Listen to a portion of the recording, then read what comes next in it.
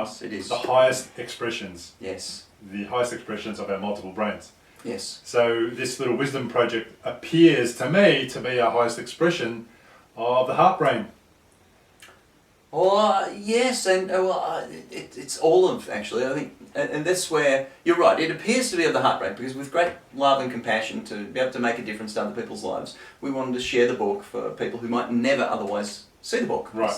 You know, they might not be into personal development, whatever, not looking on Amazon and searching personal development. So they might never have come across these books. This way they see it, it touches their lives, they spread on to others. So it's just like a bee pollinating compassion and change into the world. Fantastic. And yet, that's exactly the point of the highest expressions, is that the highest expressions are only highest expressions, or as I prefer to denormalise that and say highest expressing, they're only highest expressing when they work together. Right. It's the multiple brains integratively expressing in their most adaptive form. Right. And that means when the heart is doing wise compassion, the head is doing wise creativity, and the gut is doing wise courage. Right. Compassion, as we know, without creativity can be very, very, as if the head brain doesn't bring its intelligence into play in compassion, it can be what the Buddhists call dumb compassion. Right. It can actually do more damage. You can create codependencies, you know, it's the give a person a fish, and then they come back because they need another fish, Yes. and you've given them another fish, now they've got a codependency, they're really dependent upon you to give them the fish, and they end up never taking responsibility for themselves. They start to feel low self-esteem because they're, and this, you know, from a status perspective and a generativity perspective, they're locked in a pattern of, can I have, please sir, can I have another fish? Right. I'm hungry now. So, which is probably apropos of, you know, sushi restaurants, because that's exactly what we had at lunchtime. But we don't know how to make fish, nor do we want to learn how to make sushi, do we? yeah, no, I've gone and learned how to make sushi have you? when we were in Japan. Wow. It was fantastic, good fun. I do. We make sushi, my beloved Fiona and I, quite often. Sushi sashimi. Nevertheless, I also know how to fish. Yes. And I also know how to, because my father taught me not just how to fish, but how to grow food, Yes. to hunt, and be able to have a really wide and varied diet. Not only don't I need someone else to give me the fish, but nobody has to give me anything. Yes. Indeed, I can go out and make a beautiful meal of my life, because we're using this metaphorically, of course, and not only make a beautiful meal of my life, but share that with others, which I think is more important, because who wants to eat alone? So that to me is the generativity of the highest expressings. So this project, of course, appears to be the highest expressing of the heart, Right. but in fact, it's got a big level of creativity in it. Yes. We're creating something new. It was an idea that hadn't been instantiated. Now it's a new idea, and we put, of course, that idea into action, because creativity isn't wise creativity unless it actually creates something in the world. Yeah. Otherwise, I call it just mental masturbation. Bunch of good ideas, it actually makes no change whatsoever, and actually uses up a heap of energy and attention to produce nothing. Right. Creates cognitive dissonance that, you know, in the end you never take action, so it lowers your self-esteem. That's not creativity. Well, it's not wise creativity. No. You're creating a mess. You're creating dysfunction. You're not creating generative wisdom in the world. So, creativity, for it to be wise and generative, to be the true form of what I think you'd call creativity, true creativity. And by the way, let's point out here, creativity is not recreativity. Right. Doing the same thing again and again is still, you create something and you create something again, you create something again. That's just recreation. Right. Okay. And it's like recreational. Bit of recreation in your So life. to pass the time. Doing the same thing again and again and again. And that's wonderful if you really like the same thing again and again and again. Yeah. But if you're having porridge every morning Yeah. for breakfast, maybe sometimes you like to have something other than porridge, if we go back to our food metaphors, as a metaphor for life. Maybe you want to create some new stuff, innovative stuff, change something in the world that's never been here before, but do it in a wise way, because a man with an unecological vision is a dangerous animal. Right. So that's highest expressions can also be potentially in some areas and without the head and without the alignment of head, heart and gut, without the true intuitive wisdom of all of us, the gut to look at what it does best, which is monitoring for threat and self-preservation and doing that which would truly enliven, bring the spirit alive. Yeah. So the gut has to do what it does well, the heart has to do what it does well, which is look at the values and make it a positive emotional flow experience. Autonomic mode has to be balanced. You have to be, that's the whole point of the highest expressions. Highest expressions express in a way that's integrative across autonomic mode. It's that bliss point. They've got the sweet spot of coherence between parasympathetic and sympathetic. all working beautifully together. The autonomic nervous system is the communication and control pathways throughout the distributed multiple braining system of the mind-body of the human. So as you're humaning, you want to do in the beautiful bliss point. And remember, bliss points have, so there are times when you might move a little bit this way, might move this way. But it's that beautiful coherence, like the sine wave pattern between sympathetic and parasympathetic. Within that, so it's integrative. Wise compassion requires that beautiful calm flow spot. Wise creativity, the same. The research on creativity shows left and right hemisphere balance. Using both the whole of, both hemispheres, all of your head brain. It's the same with courage. Each of these things requires you to not come from too much fear, not too much lethargy. You've got to come from that beautiful sweet spot of autonomic mode. The highest expressions are integrated across prime functions. So they're integrated across brains, integrated across autonomic nervous system, integrated within each brain of the prime functions. Mm-hmm. So compassion, the prime functions of the heart are, as we know, emotions, values, and relational affect, how you connect with others. So you could do something like joy. Joy is an autonomically balanced flow state, but you can do joy that is selfish. You can do joy that's purely about your emotions and your values, even at the cost of others. It actually hurts others. You getting that joy, it's joyful for you, but it hurts your family. Yeah. That's not wise. In the whole ecology of the relation of you and the other people you love and relate to do a joy that is purely selfish would not work in the ecology. Yeah. Wouldn't support everyone in this situation. But compassion, for you to do deep compassion, true compassion, wise compassion, regardless of whether you look at it from Buddhist tradition, Christian tradition, any of the spiritual traditions, if you looked at and pick any word you want, whether you call it loving kindness or compassion or empathy, or, any word that resonates for you to where you go, I get it. It's about caring about other people and connecting as if you're one, that we're all connected together on this planet, and that you really want to add meaning and value to their lives, alleviate suffering and do what's best for everyone, the person and everyone in the situation. That form of love or compassion, etc., it must value the person. If you do compassion in a way that you don't value the person, it's not going to be wise compassion. Right. It must bring the positive emotions to alleviate the suffering and add value, so they feel valued and makes a difference to them. And they've got to feel that, right? And you've got to feel the motivation to do that. And the third thing is about relational affect. It must work for everybody and how we connect. Compassion, when you look through the prime functions and you look through all of the core competencies of the heart, the core competency framework from mBraining, and you look at each of the things that the heart can do, you'll notice that there's only one it can do that is integrated across the autonomic nervous system, across the multiple brains, across prime functions. And indeed there was an insight that I got at one of the trainers' trainings where one of our new trainers, who has now gone on to be a master trainer in Rico, he was expressing something about compassion. For him was, this must be true for compassion, and I had never thought about this.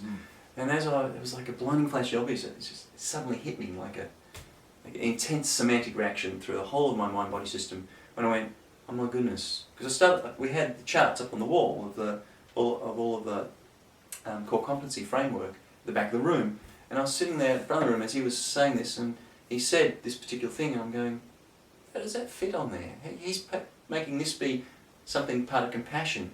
And I suddenly realised, as I looked up on that chart, compassion actually was integrated across all core competencies, down the middle flow state, down the autonomic mode. That if you picked any one of those, other than compassion, you could do an unwise version of it. But compassion, for it to truly be wise compassion, would actually need all of the ones down the centre line of the core competency framework. Yes. It would have respect, it would have all of the components that were in there. I went, of course, so obvious. They are integrative. That's why they are the highest expressions.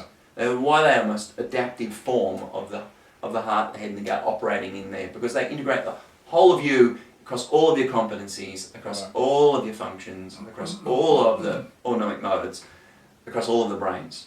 In other words, when you watch a human, their human spirit truly coming alive, doing the highest expressing of them. What you see and what the wisdom traditions have said, and the Tibetan Bonpo have been saying this for, well, over 6,000 years. To live a truly wise life, you just need to master 3 things. And they are compassion in the heart, creativity in the head, courage in the gut. So, in the spiritual traditions, in their various forms, Christianity says a similar thing. They all say the same thing. They come from 3 incredible virtues, and these virtues work together. They're synergistic, they're integrative, and that's what the highest expression is about. That's a lot deeper than I thought this conversation would go, to be honest. Oh, so sorry, let's rewind. No, so as in... The highest expressions are really good. You should just do them. Yeah. Should's an interesting word. Yeah. It's preferable if you do. And that's because... Preferable for what outcome? Yeah. And that's because of the example you shared with Enrico. And I think that's what really takes this to another level and makes it a lot deeper. Because, you know, you can look at the book and you can look at the highest expressions and go, okay, the heart, creativity, the heart, courage. And that could be it if you don't take into consideration passion. If you don't take into consideration what that's made of, that's right. You could be doing the wrong version of compassion. Oh, absolutely. So, speaking of which, we spoke at in our last session about the MBit coaching workbook. Yes. And that's exactly the point. I hear you making there, if I'm interpreting it right, is so if you're going to do these are competencies. They're not just set of words. That means they have a structure. Yes. So if you decompose the structure, if you go, well, what's the competency base? If you were a criterion reference instructional designer, that is a competency-based training designer, you would go, so if I need to teach compassion, which of course we want to do in Evolve and Coach Cert, and if you're a coach wanting to coach compassion, you better damn well understand what the components and structure of compassioning is. Yeah.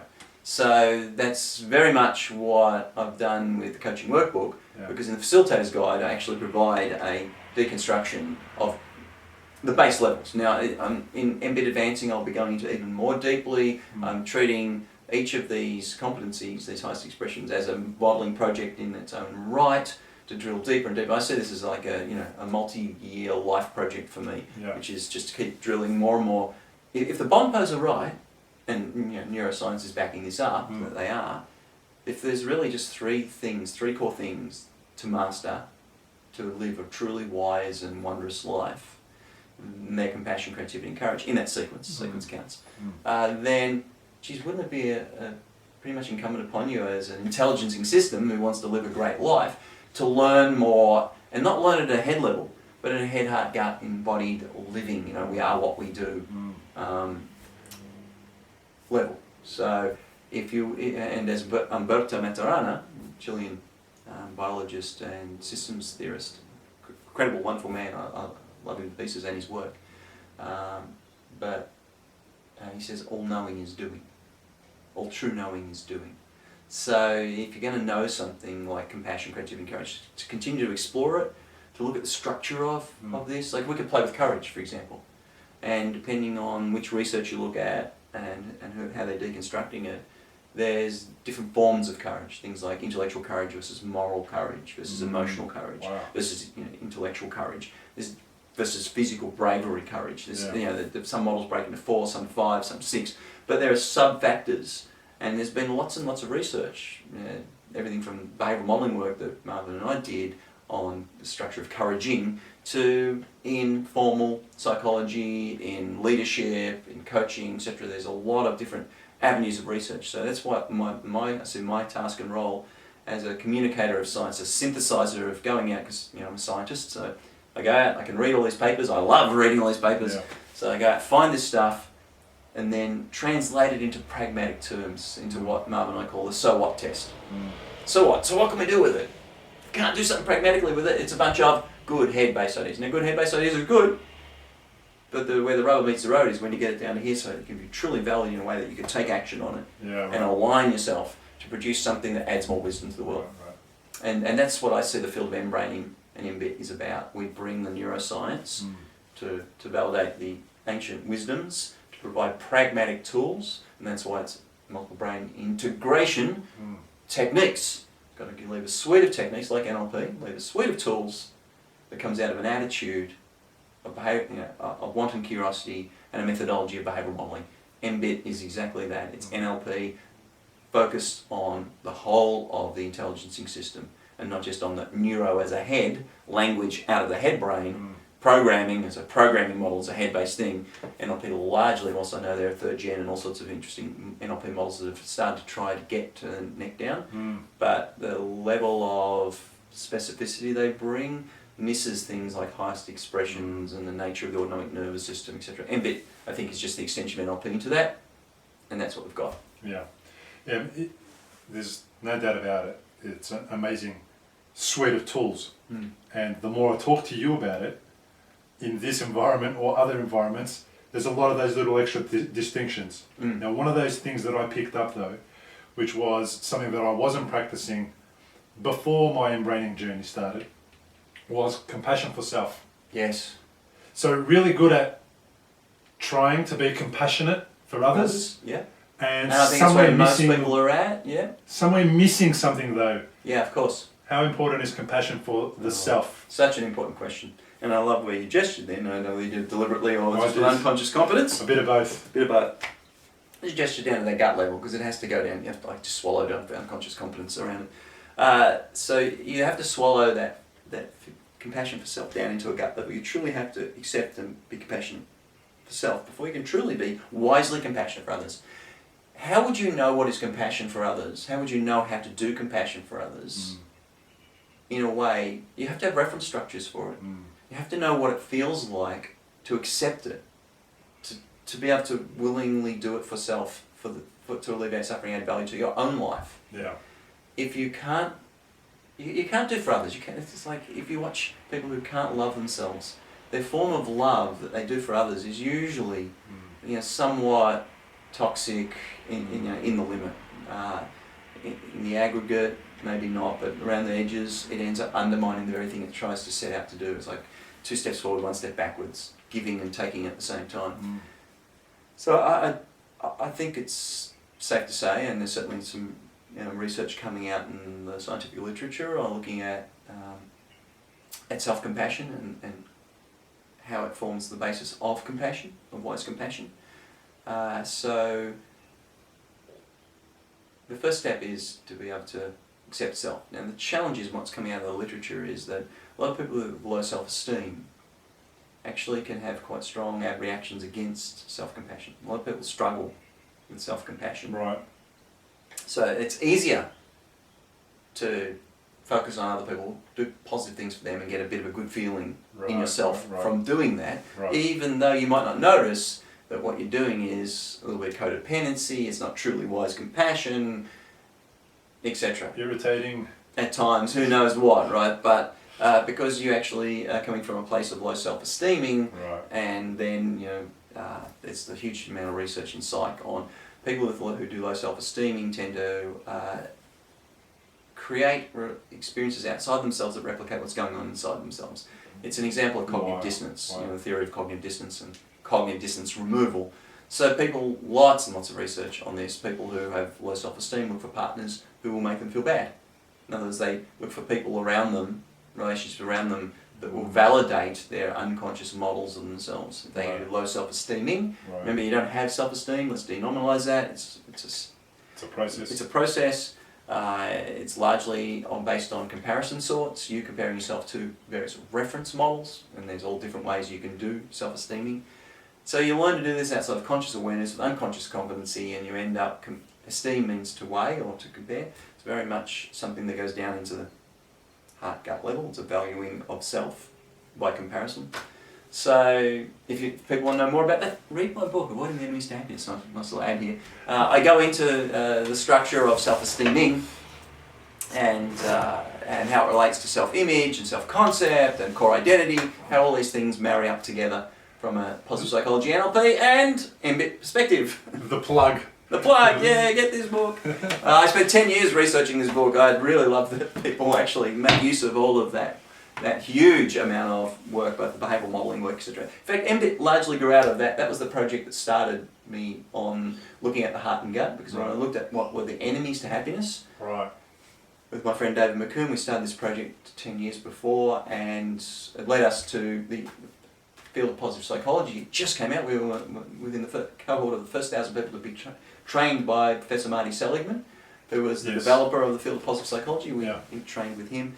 So that project, what we noticed was that there was something going on at the heart and gut level, and therefore I found that the work from heart math with the heart brain, and Professor Gershon on neurogastroenterology and the gut brain, and that led me to my conversation with Marvin over sushi and sashimi, our regular, sushi and sake, a regular catch-up. Yeah. And that... Rest is history. The rest is history. The rest is a book that we're talking about now. So, yes, I do think that this self-esteeming processes are really important to look at, because unless you can feel good about yourself, you're not going to do self-compassion. That's what the research, Dr. Kristen Neff, has done a lot of work on self-compassion.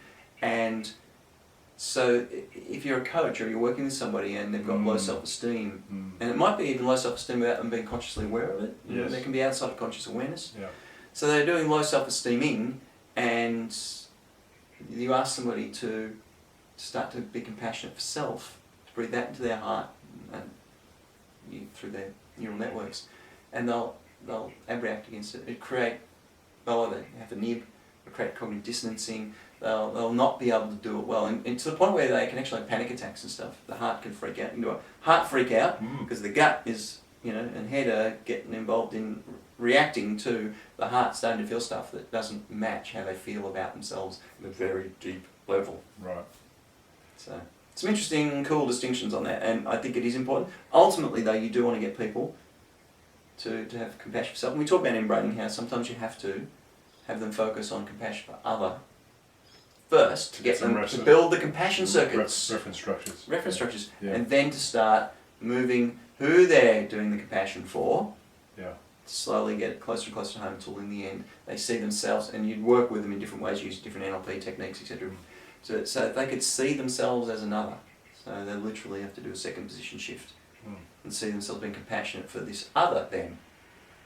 So they do it first in a dissociated way, and then step into the shoes, so that you can then get them to associate. So there are various techniques you can use, NLP-based techniques, to help people transition using MBIT mixed with NLP. They're not separate, and you can utilise MBIT techniques with NLP techniques and vice versa. Yeah. Well, that's awesome, Grant. And just over here underneath me, I've got another tool that's been recently developed to help coaches, right? Yes. By Mark Deacon. Mark Deacon.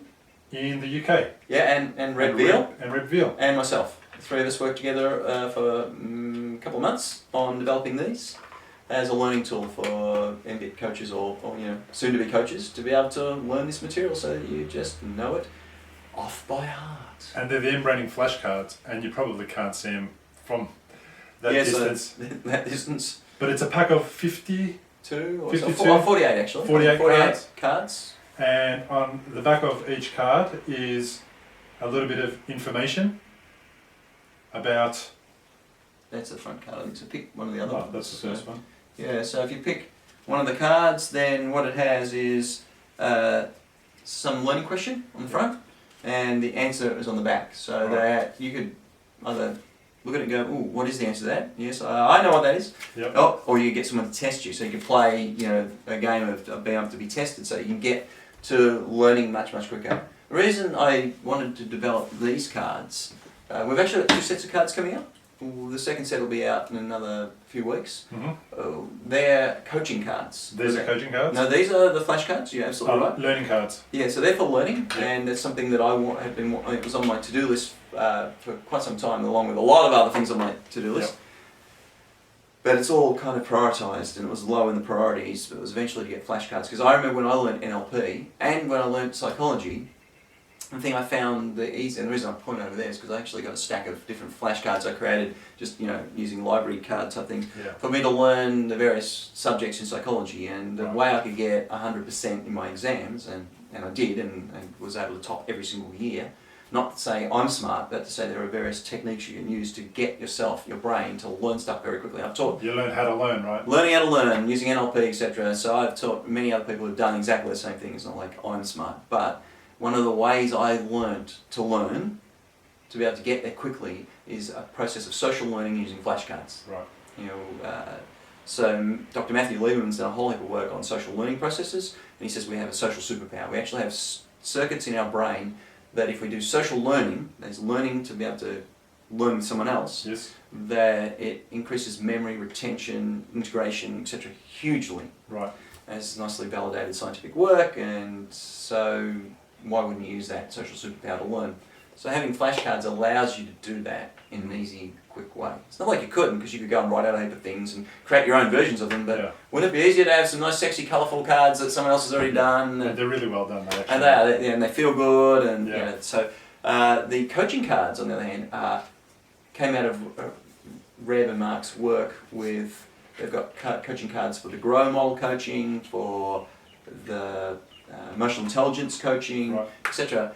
What they found was when they're teaching coaching, that people struggle to remember what are the questions that you need to ask when you're coaching. Right, yes.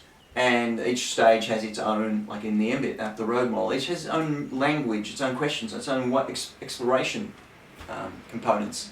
So if you've got a series of cards that are colour-coded, etc., you can actually literally use them in the learning environment, or in the actual environment, or, as they've now discovered, because what they found was, as they created these cards for use in the learning environment, but coaches took them out and started finding novel ways to use them out in the actual coaching environment. Some of the coaches actually give the cards to the client to read out. Right. And then they work through coaching what the answer is. So it imbues in the client a sense of not, oh, you're coaching me, but I'm really kind of coaching myself with you facilitating me to coach myself. Much and nicer. That's a much nicer, because it breaks the links of codependency where I have to, you know, this unconscious metaphor that, that I'm making meaning only by being guided by you. So, so what we just, Reb and Mark approached me to say they'd love to create a set of coaching cards. And they've already got that's one of their business arms, and I went, well, that's fantastic, I'd love to work with you on that.